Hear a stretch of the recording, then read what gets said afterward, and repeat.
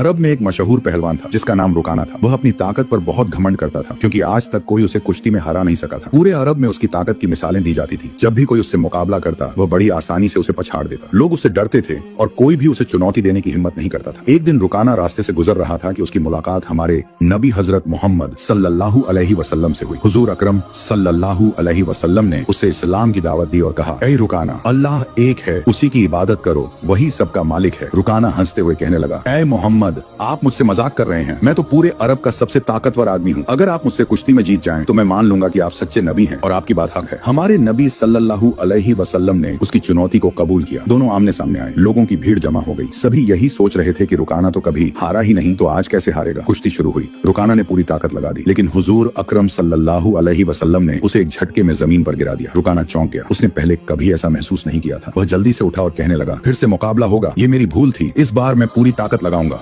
दूसरी बार भी मुकाबला शुरू हुआ। इस बार रुकाना ने और ज्यादा ताकत लगाई, लेकिन हुजूर सल्लल्लाहु अलैहि वसल्लम ने फिर से उसे जमीन पर पटक दिया। अब रुकाना के चेहरे पर हैरानी साफ झलक रही थी। वह उठते हुए कांपती आवाज में बोला, ऐ मोहम्मद सल्लल्लाहु अलैहि वसल्लम, मैं पूरी जिंदगी अपनी ताकत पर घमंड करता रहा, मगर आज समझ आया कि असली ताकत अल्लाह जिसे देना चाहे उसे ही मिलती है। खुदा की कसम, आपकी ये ताकत किसी आम इंसान की ताकत नहीं हो सकती। इसके बाद वह थोड़ा रुका, फिर गहरी सांस लेते हुए कहने लगा, आज तक अरब का कोई पहलवान मेरी पीठ जमीन पर नहीं लगा सका, मगर आप सल्लल्लाहु अलैहि वसल्लम ने एक ही पल में मुझे 2 बार जमीन पर पछाड़ दिया। आज मैं मान गया कि दुनिया की असली ताकत सिर्फ अल्लाह के पास है। ऐ मोहम्मद सल्लल्लाहु अलैहि वसल्लम, मैं गवाही देता हूँ कि आप अल्लाह के सच्चे नबी हैं, और मैं गवाही देता हूँ कि अल्लाह के सिवा कोई इबादत के लायक नहीं और आप उसके रसूल हैं। इस तरह जो इंसान अपनी ताकत पर घमंड करता था, उसने आखिरकार हक को पहचान लिया। रुकाना ने इस्लाम कबूल किया और उसके दिल से ताकत का घमंड खत्म हो गया। अब वह सिर्फ अल्लाह की ताकत को सबसे बड़ा मानता था। रुकाना के इस्लाम कबूल करने के बाद भी उसकी बहादुरी और ताकत की चर्चा पूरे अरब में होती रही। उसका बेटा यजीद बिन रुकाना भी अपने पिता की तरह एक मशहूर पहलवान था। उसकी ताकत की मिसालें दी जाती थी और वह भी अपने पिता की तरह घमंड में चूर था। वह सोचता था कि दुनिया में कोई भी उससे कुश्ती में नहीं जीत सकता। एक दिन यजीद बिन रुकाना 300 बकरियां लेकर बारगाहे नबुव्वत में हाजिर हुआ और बड़े गर्व से कहने लगा, ऐ मोहम्मद सल्लल्लाहु अलैहि वसल्लम, आप मेरे वालिद से कुश्ती में जीत गए थे, लेकिन मैं उनसे भी ज्यादा ताकतवर हूँ। अगर आप मुझसे कुश्ती में जीत जाएं तो मैं मान लूंगा कि आप सच्चे नबी हैं। हुजूर अकरम सल्लल्लाहु अलैहि वसल्लम ने फरमाया, अगर मैंने तुम्हें पछाड़ दिया तो तुम कितनी बकरियां मुझे इनाम में दोगे? यजीद ने हंसते हुए कहा, 100 बकरियां। हुजूर सल्लल्लाहु